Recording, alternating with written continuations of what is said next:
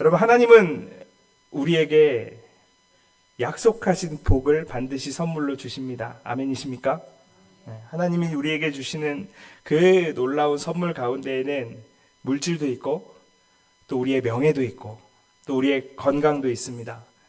우리의 자녀들도 선물로 주시고요. 또 우리에게 여러 가지 지식도 주시고 또 우리에게 수많은 기회를 허락하십니다. 모든 것이 하나님의 선물입니다.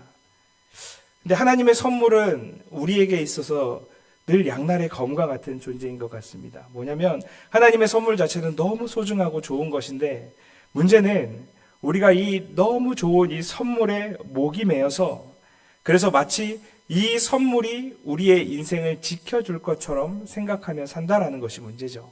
하나님이 우리에게 물질을 선물로 주셨으면 하나님 물질을 주셔서 감사합니다. 이 물질을 하나님 영광을 위해 사용하겠습니다. 이거면 좋은데 이 물질이 너무나도 좋은 나머지 이 물질이 나를 지켜주고 이 물질이 나의 삶을 유지하게 해주고 이 물질이 나의 인생을 책임져 줄 거라고 생각하게 된다는 것이죠. 하나님이 주시는 것까지는 좋은 거예요. 하나님의 선물을 받는 것까지도 좋습니다. 하지만 이 선물에 가려져서 이 선물을 주신 하나님을 바라보지 못한다면 이것은 정말 너무나도 큰 비극이 아닐 수 없습니다. 이렇게 하나님이 주신 선물에 목매어 사는 그러한 인생을 사는 그리스도인들, 어쩌면 우리일지 모르는 이들에게 하나님께서 물어보십니다. 너는 지금 무엇으로 살고 있니? 너는 지금 내 선물을 가지고 살고 있니? 아니면 나로 인해 살고 있니? 우리 하나님 분명히 우리에게 이렇게 물어보시는 순간이 찾아올 것입니다. 이 질문은 우리의 삶의 근거가 무엇이냐는 질문입니다. 우리의 삶의 토대가, 우리가 딛고 살아가는 딛고 사는 이 디딤판의 토대가 어디에 있느냐는 질문이죠. 우리의 인생이 하나님이 주신 선물이 아니라 하나님께 온전하게 놓여 있을 때, 하나님이 우리의 인생의 토대가 될 때, 그때 우리 삶이 단단하게 세워질 줄 믿으시기 바랍니다. 선물 위에 서시면 큰일 납니다. 하나님 위에 서셔야 합니다. 하나님을 믿는 믿음 위에 서셔야 합니다. 하나님이 주신 물질이나 건강이나 하나님이 주신 지식이나 지혜 이러한 것들이 아니라 하나님을 믿는 믿음 위에 단단하게 서셔야 합니다. 오직 하나님이라는 토대 위에 우리의 인생이 놓여있다라고 진실하게 고백하는 것, 이것을 우리는 바로 믿음이라고 부릅니다. 이 창세기 22장은 제가 지금 말씀드린 이 질문을 가장 강하게 던지는 본문이라고 할 수 있겠습니다. 너는 나의 선물로 살아가고 있니? 아니면 나로 인해 살아가고 있니? 오늘 본문은 이 질문을 우리에게 강력하게 던집니다. 창세기 22장은 아브라함이 일종의 주인공이라고 할 수 있지만 사실은 아브라함뿐만 아니라 이삭과 또 이삭과 아브라함과 함께하는 종들이 나오죠. 하나님께서 아브라함에게 그의 인생의 전부처럼 보이는 이삭을 요구하시죠. 하나님이 아브라함에게 이삭을 요구하십니다. 여러분, 하나님이 아브라함에게 왜 이삭을 요구하실까요? 이삭을 아브라함으로부터 빼앗으려고요? 그럴 리가 없죠. 지금 하나님은 아브라함에게 질문하는 겁니다. 너는 무엇을 붙들고 살고 있니? 내가 너에게 준 귀한 선물이니? 아니면 나니? 이렇게 질문하고 계시는 거죠. 그래서 오늘 본문은 이것을 뭐라고 부르냐면 시험이라고 부릅니다. 오늘 본문 1절 말씀을 보시면 1절 말씀 우리 함께 한 목소리로 함께 읽겠습니다. 시작. 그 일 후에 하나님이 아브라함을 시험하시려고 그를 부르시되 아브라함아 하시니 그가 이르되 내가 여기 있나이다. 이렇게 아브라함이 대답했습니다. 여러분, 시험이라고 하는데 이 시험이 네가 걸려서 넘어지나 넘어지지 않나 한번 보자. 지금 이런 시험이 아닙니다. 우리는 하나님의 시험을 마치 하나님이 우리를 평가하시고 마치 무슨 정말 말 그대로 중간고사, 기말고사 이렇게 성적 먹이는 시험 보는 것처럼 그렇게 시험이라고 착각할 때가 있습니다. 하나님께서는 지금 아브라함을 시험하시기 위해 바로 아브라함의 하나뿐인 아들 이삭을 지금 요구하시죠. 하나님께서 아브라함에게 이렇게 말씀하십니다. 내 아들, 독자, 너의 사랑하는 자식을 번제로 바쳐라 라고 말씀하십니다. 여러분 혹시 이삭이라는 인물의 이 이름 뜻을 알고 계십니까? 이삭은 무슨 뜻이죠? 웃음이라는 뜻이죠. 그렇죠. 이삭이라는 이름은 그가 웃는다 혹은 웃음이라는 의미를 가지고 있습니다. 이삭은 그야말로 아브라함을 웃게 하는 존재입니다. 아브라함에게 이삭은 웃음입니다. 기쁨입니다. 기적입니다. 그리고 하나님의 약속입니다. 지금 하나님은 아브라함에게 그의 인생에 있는, 아브라함의 인생에 있는 웃음을, 기쁨을, 소망을, 미래를, 그리고 약속을 바치라고 말씀하시는 겁니다. 여러분, 우리에게도, 저와 여러분에게도 이 이삭이 있습니다. 우리가 가지고 있는 계획들, 우리가 가지고 있는 어떤 미래의 청사진들, 나의 자존심, 내 안정감, 내가 뭔가 소중하게 생각하는, 그리고 또 하나님이 나에게 주셨다고 생각하는 그 무언가가 있습니다. 우리를 웃게 만드는 이삭이 저와 여러분에게도 분명히 있습니다. 그것이 무엇이든 하나님은 정확하게 아무거나가 아니라, 우리가 가지고 있는 것 중에 아무거나 고르는 것이 아니라 우리의 이삭을 고르십니다. 우리가 소중하게 생각하는 것, 우리에게 기쁨을 주는 것, 우리에게 웃음을 주는 것, 우리에게 마치 미래를 보장해 주는 것 같이 보이는 것. 하나님은 우리에게 주어져 있는 이삭을 가지고 우리를 시험하십니다.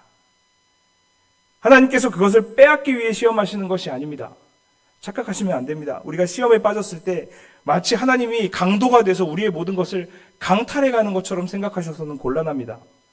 하나님은 빼앗아 가시려는 것이 아니라 지금 우리에게 질문하시는 거예요. 내가 중요하니? 아니면 내가 너에게 준 선물이 중요하니? 지금 이 질문을 던지시는 겁니다. 그 이유는 하나뿐입니다. 바로 우리의 삶의 중심에 오직 하나님만 있어야 하기 때문입니다. 그래서 이 시험을 하실 때마다 하나님은 우리를 비우십니다. 우리에게 물질이 이삭이라면 하나님께서 우리의 물질을 요구하십니다. 우리에게 건강이 이삭이라면 하나님 우리에게 건강을 요구하십니다. 우리에게 시간이 이삭이라면 하나님 우리에게 시간을 요구하십니다. 이것은 그것을 빼앗기 위함이 아니라 그것이 아닌 하나님이 우리의 중심에 있게 하기 위해서 그것을 시험하시는 것입니다. 우리 스스로 이런 것들을 비우지를 못하기 때문입니다. 우리 스스로 우리가 물질로 인해 기쁨을 누리는데 물질을 비울 수 있습니까? 건강으로 인해 내가 기쁨을 누리는데 건강을 비울 수 있습니까? 나를 기쁘게 하는 무언가가, 그 무언가가 하나님보다 더 소중해지기 시작할 때 그것을 우리의 힘으로 도저히 비워낼 수가 없죠. 그럴 때 하나님께서 시험을 통해 우리를 비워주시는 것이죠. 그럼 이것이 비워지면 거기에 무엇이 차야 합니까? 하나님으로 차야 하는 거예요.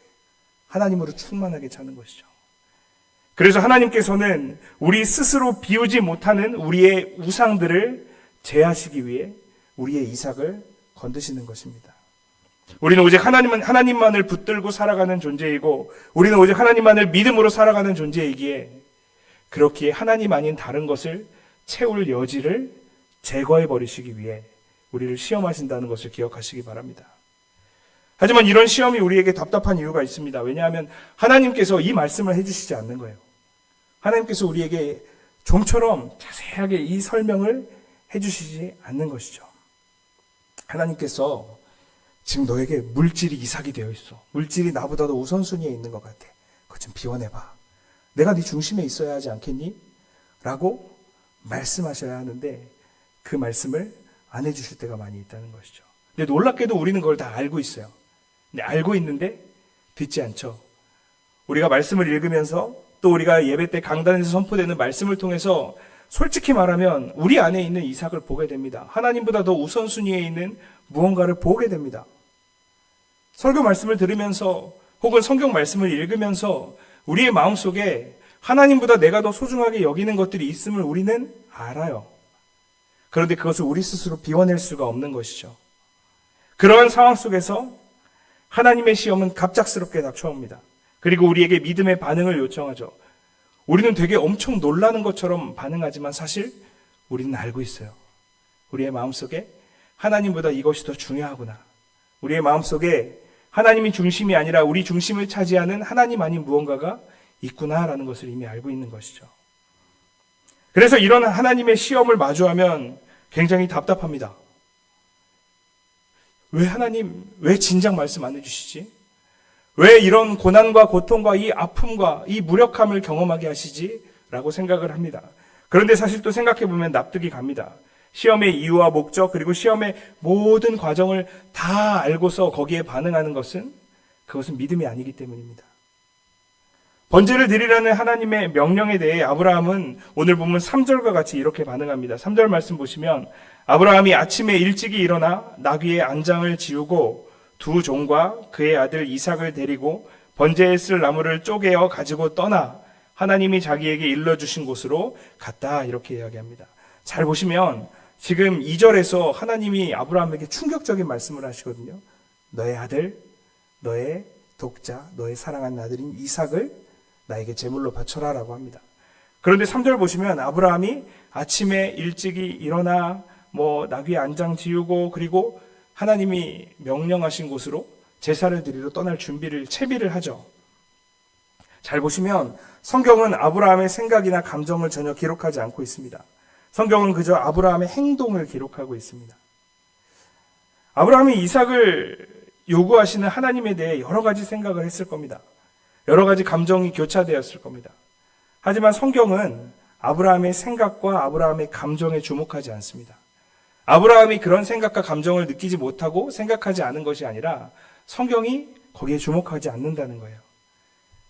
성경은 아브라함의 생각과 감정에 주목하지 않고 몸을 움직이는 아브라함을 보여줍니다. 아브라함의 행동을 보여줍니다. 여러분, 이것이 바로 믿음의 문제입니다. 아브라함의 마음은 정리되었을 리 없습니다. 그럴 수가 없겠죠. 이게 어떤 상황입니까? 하나뿐인 아들, 사랑하는 아들, 자신의 미래, 꿈, 기쁨, 웃음인 이삭을 지금 제물로 바치라고 하는데 그 마음이 복잡하지 않을 리가 없습니다. 하지만 아브라함은 이 복잡한 마음을 제쳐두고 뚜벅뚜벅 하나님이 명령하신 그곳으로 걸어가는 것이죠. 사흘길을 갔다라고 성경은 기록합니다. 아마 사흘길을 가면서 많은 마음의 고민을 했을 것 같습니다. 흔들렸을 겁니다. 몇 번이나 돌아서고 싶었을 겁니다. 또 혹시나 하나님이 가다 보면 다른 말씀을 주시지 않을까 하는 기대하는 마음도 있었을 겁니다. 그렇게 아브라함은 걷고 또 걸었습니다. 그때 이삭이 아브라함에게 질문합니다. 아버지, 번제로 드릴 양은 어디에 있습니까? 이렇게 질문합니다. 아브라함에게 이 질문은 비수와 같은 질문이겠죠. 지금 아브라함의 마음을 후벼 파는 질문이겠죠. 아버지, 지금 모든 제사 준비를 다 해놓고 가는데 제물은 어디에 있습니까? 이에 대해 아브라함은 8절과 같이 대답합니다. 8절 말씀 보시면 아브라함이 이르되 내 아들아, 번제할 어린 양은 하나님이 자기를 위하여 친히 준비하시리라 하고 두 사람이 함께 나아가서 이렇게 이야기합니다.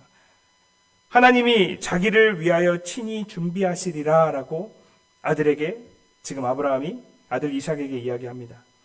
이 말은 지금 상황을 다 이해하고 마음을 다 정리했다라는 뜻이 아닙니다. 믿음을 붙들어야 한다는 것을 너무 잘 알고 있죠. 근데 여러분, 이런 경험들이 있으시죠? 생각과 마음이 우리의 현실과 너무나도 다른 경우잖아요. 생각과 마음은 여전히 복잡하고 불안하고 답답합니다. 이러한 상황 속에서 아브라함은 겨우겨우 하나님께 대한 신뢰를 고백하고 있는 겁니다. 하나님이 자기를 위하여 친히 준비하시리라.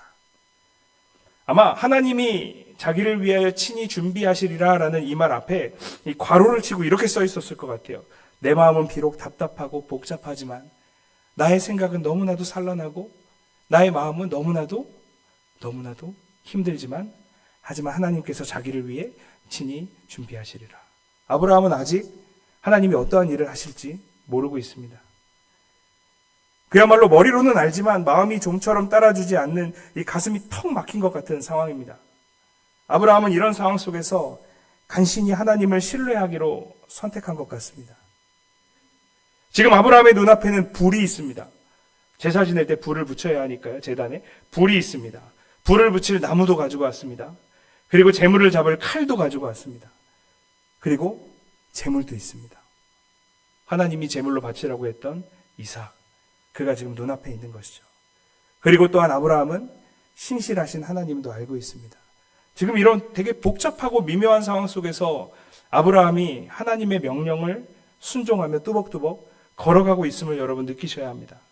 이렇게 복잡하고 답답한 심경 속에서 이삭의 물음, 아버지, 제물은 어디에 있습니까? 라는 이 물음에 대해 아브라함은 아주 어렵게 하나님을 향한 신뢰를 고백하고 있는 겁니다. 사랑하는 여러분, 우리는 하나님께 설명을 요구합니다. 왜 이런 일이 일어났습니까? 왜 하필이면 지금입니까? 왜 하필이면 저한테 이런 일이 일어납니까? 그러나 하나님은 이런 질문에 대해 친절하게 설명해 주실 때가 많지 않습니다. 흐릿하게 보여주십니다. 하지만 믿음은 다 듣고 다 알고 모든 것을 이해한 후에 오케이, 그럼 내가 그 길 가야지, 이렇게 걷는 것이 믿음이 아니죠. 믿음이라는 것은 말씀을 붙들고 말씀에 계시된 하나님을 신뢰하며 하나님의 약속을 확신하며 아주 불안함과 두려움과 답답한 속에서 한 걸음 한 걸음 떼는 것이죠. 그것이 믿음입니다. 우리의 신앙의 선배들은 그렇게 믿음의 길을 걸어갔었습니다. 믿음은 답을 알고 걷는 것이 아니라 답이 아닌 하나님을 알고 하나님을 보고 하나님의 말씀을 듣고 그렇게 걸어가는 것임을 기억하셔야 합니다. 그러니까 나에게만 왜 내가 이렇게 믿음이 없지? 왜 나만 이렇게 답답한 것 같지? 다른 사람들은 다 믿음으로 살고 있는 것 같은데, 저기 있는 집사님, 권사님, 장로님들은 다 믿음으로 살고 있는 것 같은데 왜 나만 이렇게 믿음이 없는 것 같지? 여러분, 그렇게 쪼그라들지 않으셔도 됩니다. 우리의 믿음의 선배들, 수많은 믿음의 선배들도 그렇게 답답해하며 그렇게 불안해하며 간신히 한 걸음씩 하나님이 보여주시는 바로 발 앞에 있는, 바로 내 한 발 앞에 있는 것만 바라보며 그렇게 하나님과 동행하는 삶을 살았음을 기억하시기 바랍니다. 아브라함이 드디어 그곳에 도착했습니다. 하나님이 약속하신 그곳이죠. 9절 말씀 보시면 하나님이 그에게 일러주신 곳에 이른지라. 이제 때가 된 거죠. 이제 때가 됐어요. 사흘 길을 걸으면서 그렇게 고민하고 뭔가 하나님이 개입하시길 바랐는데 아무 일도 일어나지 않았어요. 그리고 하나님이 일러주신 곳에 이렇습니다. 그리고 아브라함이 그곳에 제단을 쌓고 나무를 버려놓고 그의 아들 이삭을 결박하여 제단 나무 위에 놓았다라고 이야기합니다. 제단을 쌓았습니다. 그리고 이삭을 결박했습니다. 여기서 이 결박하다라고 번역된 히브리어 단어가 아케다라는 단어인데요. 이 아케다라는 단어, 이 결박하다, 묶다라는 뜻을 가지고 있는 단어인데 이 단어는 성경 전체에서 딱 한 번 쓰였습니다. 딱 창세기 22장 9절 딱 한 번 쓰였습니다. 그래서 이 사건을 아케다 사건이다라고 부릅니다. 아브라함이 이삭을 지금 결박하고 묶었습니다. 그러니까 아브라함이 이삭을 아케다 했습니다. 그리고 이제 재물처럼 칼을 들고 잡으려고 할 때 놀랍게도 하나님께서 아브라함을 멈추시죠. 아브라함아, 아브라함아, 그 아이에게 손대지 마라. 이렇게 말씀하십니다. 아브라함이 눈을 들어서 보니까 순양 한 마리가 숲풀에 그 뿔이 걸린 채로 오도 가도 못하고 있었습니다. 그래서 그 순양을 대신하여 제물로 드렸습니다. 그러면서 아브라함은 외치죠. 여호와 이레, 하나님이 준비하셨습니다. 우리는 이 이야기 전체를 듣고 읽고 이렇게 정리합니다. 아브라함이 믿음으로 이삭을 드렸고 하나님이 그 믿음을 기쁘게 받으셨고 그리고 아브라함에게 복의 약속을 이어가게 하셨다라고 이해합니다. 여러분, 틀린 말은 아닙니다. 하지만 여기서 멈춰서도 안 됩니다. 우리는 이 장면을 조금 더 곰곰하게 생각해 볼 필요가 있습니다. 여러분, 생각해 보면 이삭 대신 드려진 순양이 갑자기 나타났습니다. 여러분, 이 순양 누가 준비했습니까? 하나님 준비하셨습니다. 그렇다면 여러분, 하나님이 아브라함에게 드리라고 하셨던 그 이삭, 아브라함이 하나님의 명령대로 드리려 했던 그 이삭은 누가 준비하셨습니까? 하나님 준비하셨습니다. 이삭은 아브라함이 스스로 만들어낸 것이 아니죠. 하나님이 약속으로 주신 것이고 하나님이 그 약속을 성취하신 것이고 그리고 하나님이 약속의 성취를 위해 그 이삭을 계속 그 자리에 아브라함 곁에 둔 것이죠. 이삭은 하나님의 은혜의 선물입니다. 여러분, 하나님의 약속이라는 것은 그냥 단순한 말이 아닙니다. 하나님의 약속은 하나님 자신을 거는 행위입니다. 하나님은 약속하실 때 그 약속의 자신을 묶어버리십니다. 여러분, 이 22장 되기 전에 창세기 15장에서 하나님이 아브라함과 이 언약을 맺는 장면을 기억하십니까? 재물을 쪼개어 놓았을 때 그 사이를 하나님의 불꽃이 지나가죠. 무슨 뜻입니까? 그 약속을 지키지 않으면 이 재물이 쪼개어진 것처럼 그렇게 쪼개어지겠다라는 맹세의 의미를 담은 것이 이 의식입니다. 그런데 이 의식을 하나님께서 행하십니다. 무슨 뜻입니까? 내가 이 약속을 지키지 않으면 내가 쪼개어지겠다. 다시 말하면 이 약속을 내가 반드시 지키겠다. 무슨 뜻입니까? 하나님께서 이 자유롭고 모든 것을 하실 수 있고 모든 것을 그 뜻대로 하실 수 있는 그분이 지금 약속을 하시면서 그 약속에 자신을 묶어버리시는 장면입니다. 하나님께서 약속에 자신을 묶으셨습니다. 이것을 아까 말씀드린 히브리어 표현으로 하면 하나님이 자신을 아케다 하셨습니다. 그래서 이 약속은 절대로 무너질 수가 없는 겁니다.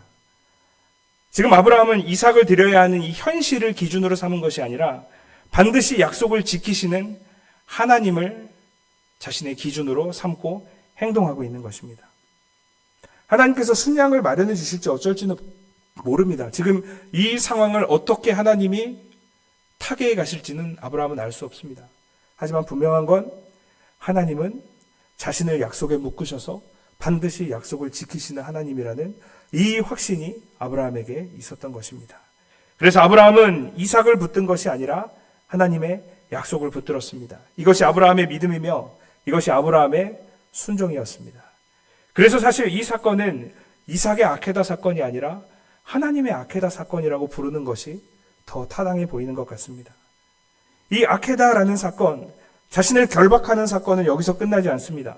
하나님의 약속은 지금 이 장면에서 멈추지 않습니다. 하나님은 아브라함에게는 말씀하시죠. 그 아이에게 손대지 마라. 아브라함아, 그 아이에게 손대지 마라. 이렇게 말씀하십니다. 그러나 놀랍게도 한참 후에 그 훗날 하나님께서 자신의 하나뿐인 아들에 대해서는 멈추게 하지 않으십니다. 그대로 두시죠. 온전하게 내어두십니다. 온전하게 십자가에 자신의 하나뿐인 독생자를 내어주십니다. 왜냐? 하나님이 그 오래전에 이 구약성경의 시대에 아브라함에게 하신 약속, 그 약속에 자신을 아케다 하셨기 때문입니다. 하나님은 이 약속을 끝까지 지키시고 마침내 예수 그리스도 안에서 그 약속을 온전하게 이루어 주신 것입니다. 사랑하는 여러분, 하나님은 오늘 우리에게도 물으십니다. 너는 무엇으로 살고 있느냐? 우리는 하나님이 주신 것들, 우리에게 선물로 주신 이삭을 가지고 우리의 인생을 세우고자 합니다. 우리의 삶을 안정되게 하고자 하고 우리의 삶을 평안하게 하고자 합니다. 그러나 오늘 말씀은 분명하게 이야기합니다. 우리의 삶은 하나님의 선물로 이삭으로 세워지는 것이 아니라 하나님의 은혜 위에, 하나님의 그 은혜의 약속 위에, 신실하신 하나님의 성품 위에 단단히 서는 것이라고 오늘 말씀은 분명하게 이야기해 줍니다. 하나님이 우리에게 자신을 내어주셨기에 그것이 가능하게 되었습니다. 사랑하는 여러분, 아브라함의 순종 그리고 우리의 순종은 은혜를 얻기 위한 행동이 아닙니다. 이미 자신을, 우리가 순종하기 이전부터 이미 자신을 약속에 묶어두시고 그로 인해 우리에 대한 그 약속을 확증하시고 그 은혜를 확증하신 그 놀라우신 하나님의 은혜, 바로 여기에 우리의 모든 것이 달려있음을 기억하셔야 합니다. 하나님 우리에게 순종을 요구하시죠. 우리에게 무언가를 요구하십니다. 하지만 우리가 그걸 하면 우리가 더 좋아지고 우리에게 은혜를 베푸시고 그런 차원의 문제가 아닙니다. 하나님은 이미 처음부터 먼저 우리를 위해 일하셨고 우리를 위해 예비하셨고 우리가 어떠한 반응을 보이든지에 상관없이 하나님의 계획을, 약속을 이루어 가심을 믿으시기 바랍니다. 사랑하는 여러분, 이삭을 내려놓으실 수 있어야 합니다. 우리의 삶에 주어져 있는 이삭을 내려놓아야 합니다. 우리의 이삭을 내려놓을 때 우리는 잃어버리는 것이 아니라 오히려 하나님의 은혜를 더 깊이 바라볼 수 있게 됩니다. 은혜를 경험할 수 있게 됩니다. 하나님의 은혜에 단단히 뿌리박은 진짜 삶을 살아갈 수 있게 됩니다. 사랑하는 여러분, 여러분의 삶의 이삭은 무엇입니까? 우리의 모든 이삭을 하나님 앞에 내려놓고 하나님으로 충만하게 채우시는 저와 여러분 되기를 예수님의 이름으로 축복합니다.